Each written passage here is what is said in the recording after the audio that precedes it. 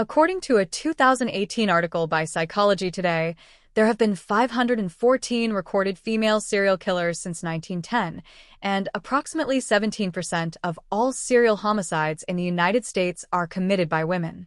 However, these are just the numbers we know of. For decades, authorities were quick to dismiss the notion of murderous women, let alone repeat offenders, but it's not as rare as one might think. In today's episode of Dead in Files, we're going to look at just 3 chilling cases of women who kill. Estibaliz Carranza. Dubbed the ice cream killer or ice killer, Estibaliz Carranza was born on September 6, 1978 in Mexico, though she holds dual nationality for Mexico and Spain. An intelligent honor student, Estibaliz moved as a child to Spain and eventually moved herself to Germany, where she apparently learned the language within just 3 months. From there, the young woman moved to Austria, where she opened her own ice cream parlor establishment. It was here in Vienna at 22 years old, Estibaliz married 38-year-old Holger Holtz following a short courtship. Estibaliz seemed to be fixated on settling down and starting a family of her own, but her fairy tale ending didn't come as she hoped. The relationship between her and her husband quickly disintegrated. Once the pair was married, Holger began to verbally abuse his wife and was described as lazy and uninterested in her. He quickly stopped sleeping with her and repeatedly told her that she was unattractive. Holger also became part of the Hare Krishna movement and apparently began spending the bulk of his time at a temple rather than at home with his wife. Disheartened with her marriage and eager to have a child, Estibaliz decided to take up a relationship with an ice cream machinery salesman named Manfred Hinterberger, who was 48 years old at the time. She divorced from her husband, but he refused to move out. So when the relationship between Estibaliz and Manfred started to collapse, her ex had a front-row seat to the show. Reportedly, in 2008, when Manfred left Estibaliz for another woman, her ex-husband took delight in this and told her that she had never find another man. Holger was sitting at his computer desk when Estibaliz walked up behind him and shot him dead with his own handgun. She shot him twice, then a third time just to be sure. According to her own memoirs, which were published in 2014, Estibaliz then tried to burn the body, but it remained mostly intact. The fire got so heated that the local fire brigade turned up at her door, but she managed to turn them away without being caught. Fearing being found out and having her chances at motherhood quashed, the then 30-year-old decided to purchase a chainsaw and spent time dismembering her ex-husband's body. She concealed his remains in empty ice cream pails from her store, which she then filled with concrete and stashed in the cellar of her shop. The disappearance of Holger Holtz went unnoticed, and Estibaliz carried on with her life as if nothing had happened, still desperately seeking a man who would do right by her and the children she wanted. Shortly after this, Manfred Hinterberger appeared back on the scene. This time he came prepared with all the right things to say, begging Estibaliz to take him back and promising that he was ready to settle down and start a family. So the young woman agreed to rekindle their romance, but she found herself struggling to trust her new partner. In 2010, Estibaliz found nude photos and sexual texts from a woman on Manfred's phone, which spurred her into taking shooting lessons as well as researching concrete mixing. One night, the couple engaged in a heated argument about Manfred's inability to be faithful. But instead of resolving the argument, Manfred simply turned away from her in bed and fell asleep. Blinded by rage and likely desperation, Estibaliz shot her boyfriend to death. This time, however, she was prepared with plastic sheets set up for when she disposed of the body in the same way she had her previous husband. When curious neighbors asked what she was up to, the then 32-year-old woman simply told them it was a new ice cream machine in the parlor. Once more, Estibaliz's life returned to normal until 2011, when maintenance workers who were carrying out tasks in the cellar of her ice cream parlor noticed a foul smell wafting about the room. Although she had done her best to cover up the stench of decaying flesh with an abundance of air fresheners, Estibaliz couldn't quite eradicate it. One of the basement workers opened up one of the pails in the freezer and was shocked and traumatized when he found the rotting remains of a leg inside. Estibaliz wasted no time. She fled to Italy via taxi ride and was located in the apartment of a street musician who had possibly just dodged a bullet when Estibaliz was arrested. On the same day of her arrest, estibaliz found that she had gotten the one thing she always wanted. She was pregnant. The father is named only as Roland in newspaper articles, and the circumstances of their relationship are unknown. At her trial, estibaliz was defended by Rudolf Meyer, the same lawyer who defended the monstrous Joseph Fritzl. Prosecutors described estibaliz as singularly cold-blooded, while psychiatrists diagnosed her as having a personality disorder and labeled her as extremely dangerous and capable of killing again. Professionals were uncertain that therapy would really benefit her. Despite this, in 2017, estibaliz was moved from her prison to a special center in Aston, near Linz City in Austria. The facility is mixed-sex, state-of-the-art, and gives prison inmates the freedom to move within the center and cook together. She was reportedly moved for showing an advanced reduction in the relevance dangerousness. Details on how the 40-year-old showed improvements and how she went from being at risk of relapsing to being suitable for a transfer to a less restricted environment is unknown. In 2014, estibaliz has published a book on the events that transpired between 2008 and 2011 and has spent her time behind bars studying business. According to some reports, the proceeds from her book are going straight to her son, who she had in prison and who is also named Roland after the father. One BBC article notes that she married the father of her child while in prison. And there are mixed reports about whether the son lives with his father or his grandparents in Spain. Juana Barraza. Born on December 27, 1957 in Aparzo, Yucatán in Hidalgo, Mexico, Juana Barraza did not have the kind and nurturing environment one would expect a parent to provide their child with. Several accounts claim that her mother was a sex worker who birthed Juana at just 13 years of age and who was an abusive alcoholic, while her father was alleged to have fathered as many as 32 children. When Juana was 12 years old, her mother traded her to an older man for booze. It was at his hands that Juana suffered further trauma as he sexually abused her. By the age of 16, she'd endured 2 miscarriages as a result of the ongoing abuse. And eventually, she even birthed a son who later died at the age of 24, due to injuries he sustained in a mugging he'd been the victim of. Little else is known about Juana's early tragic life other than that she had a string of failed marriages that were often abusive and which gave her 3 more children, 2 daughters and another son. By all accounts, Juana supported her family via minimum wage jobs, petty theft, and eventually home burglary, and was known to be illiterate. Most notably, Juana was known to work as a popcorn vendor at wrestling events. She was noted to be a huge fan of lucha libre, a form of Mexican professional wrestling famous for its use of mask-wearing fighters. She was often seen frequenting the front rows of arenas and even organized local wrestling events for small-town fiestas. She even attempted to craft her own career in wrestling, but was unsuccessful, as Juana only ever participated in small amateur events. She went by the name of La Dama del Silencio, or the Lady of Silence, something which had stuck with her throughout her criminal career. When asked about why she chose this name, she told reporters, "I am quiet and I keep myself to myself." But for many, the Lady of Silence moniker has a disturbing connection to her crimes. In 2003, Mexico City saw a rise in the number of grisly crimes against elderly women. Although the public and media alike noticed the troubling stats, Mexican authorities were quick to dismiss this fear as media sensationalism. And so the cases continued to grow unchecked until 2005, when law enforcement finally began a thorough investigation into the crimes. The unidentified serial killer dubbed Mata Vejitas, or the Little Old Lady Killer, was known to attack women over 60 years of age who lived alone. The victims were often strangled with things such as curtain cords, stockings, and telephone cables, although some were beaten. Several news articles online thought that Juana sexually defiled her victims, but this is not widely reported. The killer was also known to take valuable possessions on occasion, but often instead took trophy-like religious objects such as Bibles and crucifixes.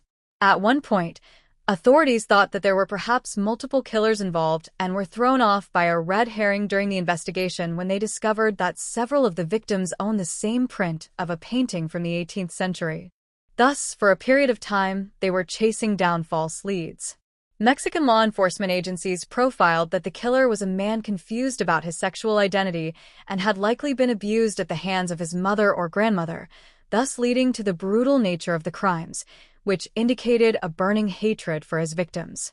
Authorities discerned the sexual identity crisis portion of that description from the fact that in November of 2005, witness statements emerged that described the killer as wearing women's clothing, but that the killer was large, short-haired, and a masculine-looking woman.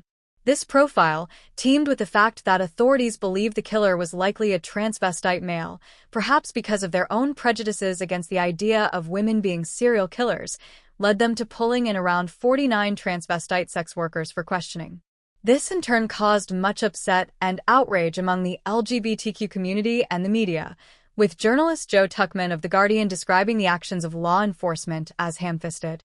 Then, 2 months later, authorities began to fingerprint unidentified bodies in the morgue, hoping it would lead to the identity of the serial killer who they believed had killed themselves.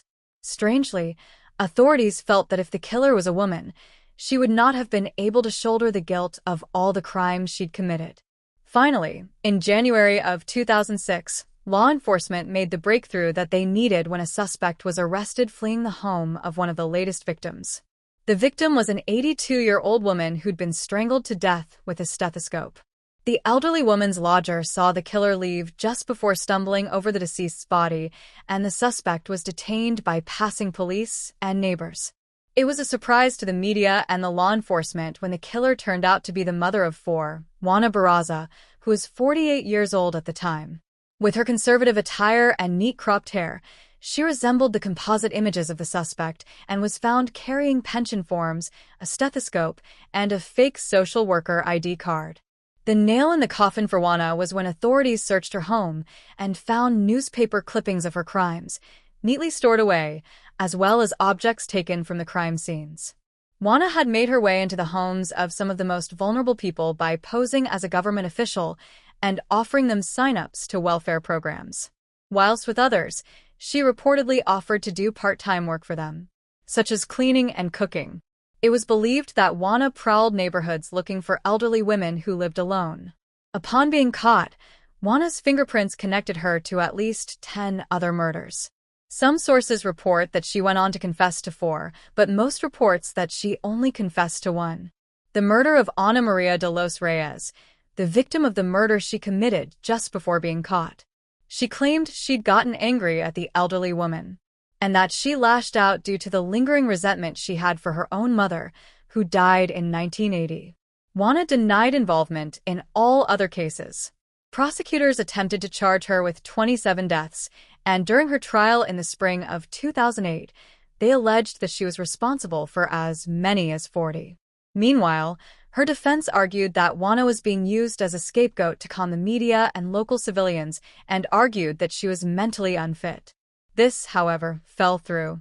On March 31, 2008, Juana was found guilty of 16 charges of murder and aggravated burglary and was sentenced to 759 years in prison.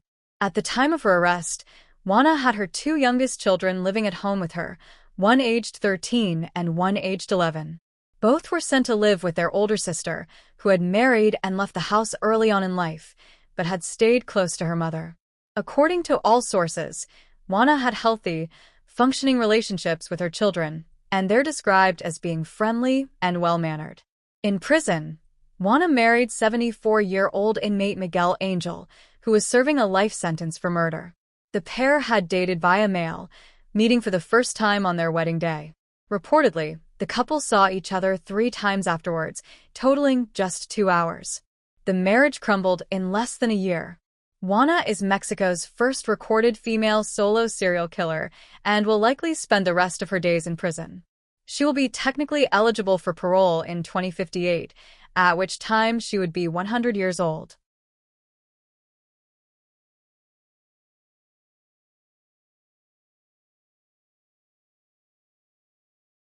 Belle Gueness. Brynhild Storseth, better known as Belle Gueness, was born on November 11, 1858 in Selbu, Norway. She grew up in a poor family who were tenants on a small farm, and her early life in poverty is what fueled her later greed for wealth and the good life during adulthood. Belle was in her early 20s when she moved to the United States in 1881. She spent some time working as a maid in Chicago, where she changed her name to Belle Peterson before settling down with another Norwegian immigrant named Mads Sorensen in 1884. The couple owned a sweet shop that at one point fell victim to arson, burning down completely, but it gave the pair a handsome insurance payout. Mysteriously, their home also burned down, and again, the Sorensens received money from this. Although they were likely happy with the money they received, to the outside world, it looked as if tragedy constantly followed Belle wherever she went. The couple had 2 children, although they were not biologically Belle's own. The first, Caroline, died in 1896, and her brother, Alex, followed her 2 years later in 1898. Both passed away from colitis, although it is now believed their illnesses were brought on by poisoning from their new mother. Further upset came when on July 30th, 1890, Mads died of cerebral hemorrhaging. According to his wife, Mads came home with a headache, so Belle gave him quinine powder for the pain. When she went to check on him later in the day, she found him dead. Looking back, it feels awfully coincidental that Mads tragically passed away on the only day that his 2 life insurance policies overlapped. One began while the other was about to expire. But to authorities at the time, there was no malicious intent to be found, and Belle was cleared of any involvement in her husband's end. She collected $5,000, over $140,000 in today's money from his life insurance policies, and moved to a farm in Indiana. In 1902, Belle married Peter Gueness, a recent widow himself with 2 young children to take care of, the youngest of whom passed away just 7 months old and only a week into the couple's marriage. Peter was also from Norway, and in another tragic or suspicious turn of events, died after 8 months of marriage to his new wife. According to Peter, reached up for something on a high shelf and was hit by a meat grinder that fell on him. His cause of death was an injury to the skull, and his grim passing was ruled as accidental. Things were largely quiet for Belle for several years after that until April 28, 1908, when her farmhand, a man named Joe Maxon, awoke to find the home up in flames with thick smoke billowing from the raging fire. He attempted to wake the children and Belle herself, but the doors to their rooms were locked, and so he fled to alert the local fire brigade. Once the fire was extinguished, the local community was saddened that the headless body of a woman, presumed to be the 48-year-old Belle Gueness, was found along with the bodies of her 3 foster children. Newspapers wrote of the ultimate tragedy, that the woman who'd gone through and lost so much in her lifetime had met a horrifying and trying to save her children from the flames. It was later found that all 3 children had a form of poison in their bodies that was often used by their mother, but the testifying doctor refused to declare it was the official cause of death. Around this time, local police were contacted by a man named Aksel Helgelian, who'd found out about the fire. His brother, Andrew, had been corresponding with Belle for quite some time before he went missing, when he ventured out to visit her in person. In their letters, Belle had sent approximately 80 over the course of 16 months. Belle had asked that Andrew come stay with her, bring all his money with him, and tell nobody where he was going. Andrew told his brother he'd be back in a week, but he never came home. Although Aksel had written to ask about his brother, Belle told him that Andrew had simply vanished and that she too would like to locate him. Aksel, however, did not trust what she had said. It wasn't like his brother to take off and vanish without saying a word to anyone. When he had heard about the fire on the farm, he had feared the worst. Aksel came to see the scene of the blaze for himself. The farmhouse had been obliterated. What was left was blackened and charred. While investigating some dirt in the pigsty, however, he noticed some depressions in the mud where, according to the farmhand, Belle had supposedly been depositing rubbish beneath the soil. Following a hunch, Aksel dug up the earth, revealing a sack that contained human remains. 2 hands, 2 feet, and a head were inside. They belonged to Andrew. Around the farm, there were dozens more depressions that hid sacks of human bodies, torsos, hands, arms, bones. The depressions were makeshift graves. The entire farm was a graveyard. To dozens of bodies, each of which had been dismembered the same way, with the arms removed at the shoulders, the legs butchered at the knees, and the skulls showing gashes and blunt force trauma. Authorities on the scene lost count of the number of bodies they uncovered at the site of the fire. Despite the extensive media coverage that the remains attracted, the majority of the bodies still go unidentified to this day. One of the confirmed bodies was that of Jenny Olson, Belle's teenage foster child. In late 1906, had told neighbors that Jenny was off at university, which is why she hadn't been seen in a while. More recently, shortly before the fire, she had explained that Jenny was off on her wedding trip. Reportedly, many of the bodies found on the farm were Belle's step- and foster children. She is not believed to have had any biological children in her lifetime. The bodies on the discovery of the farm led to local law enforcement and the media alike reassessing Belle's character. No longer was she a devoted mother who'd simply been dealt a poor hand in life.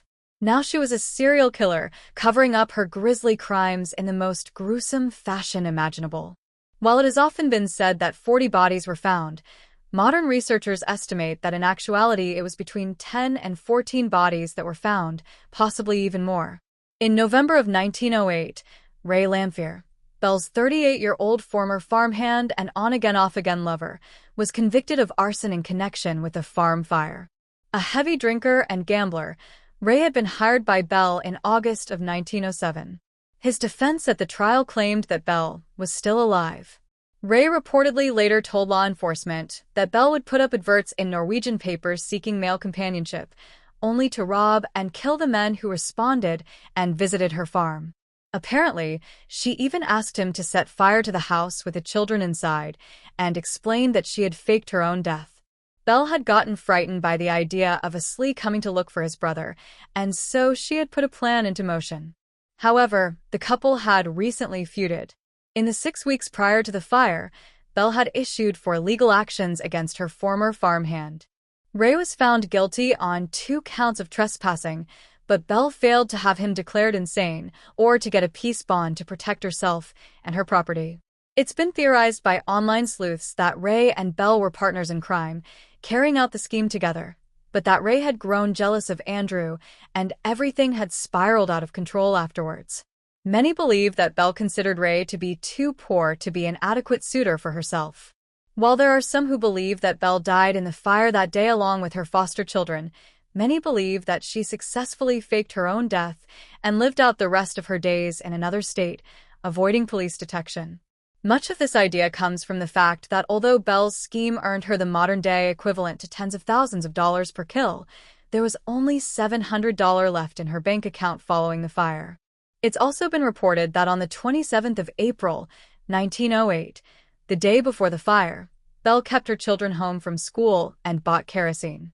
Not only this, but she apparently also visited her lawyer to have her will written up, and told anyone who would listen she was afraid that Ray would kill her and burn her house down. Also, neighbors and locals at the time noted that the body in the fire seemed particularly small, too small to be that of Belle Gueness, who was a tall, broad woman and weighed over 250 pounds. She was reportedly only identified on May 19, 1908 by her dental bridges, which many have speculated she could have removed and thrown into the fire. There is little speculation about who the headless woman in the fire could be if it wasn't Belle, but it has been postulated that perhaps it could have been a woman Belle had been seen with days earlier, or maybe a newly hired housekeeper. There have been many sightings over the years of Belle, although, of course, none have been verified. The most notable of these sightings is one which occurred in LA in 1931. Esther Carlson, 61, and Anna Erickson, 42, were set to be tried for the poisoning of Esther's employer, a wealthy 81-year-old man named August Lindstrom, for money that he kept in the house, which equaled about $33,735 in today's money. Esther was August's housekeeper and allegedly bore a strong resemblance to the presumed dead Belle Gueness. Due to their likeness and Esther's poisoning technique, many thought that this was the Belle Gueness, who'd faked her own death in 1908. Esther denied these accusations, citing her work record between 1890 and 1908 as proof. She passed away before the trial. After Esther's death, authorities arranged for some Indiana residents who knew Belle to visit the body. They believed it was her. Another resident identified the 3 children in a photo found in Esther's trunk as those who died in the fire. The only spanner in this argument is that Belle would have been in her early 70s, not her early 60s in 1931. An Indiana lawyer who studied the case during her master's in anthropology believed Belle probably killed at least 25 people across her terrifying murderous career. Regardless of modern-day theories, Belle Gueness was never conclusively tracked down if she had truly fled in the first place. Ray Lamphere died a year into his prison sentencing, leaving authorities and locals with more questions than answers. Recent DNA tests have been performed on the body left in the fire, but due to the sample of Belle's DNA being too degraded as it came in the form of an envelope, the results have come back as inconclusive. And there you have the facts. Please leave a comment down below with your own theories and speculations. And remember to like this video and subscribe to support the channel. If you're still hungry for true crime content, subscribe dead and file TO. Stay updated. Thank you for watching. Stay alert, stay safe, and I'll see you next time.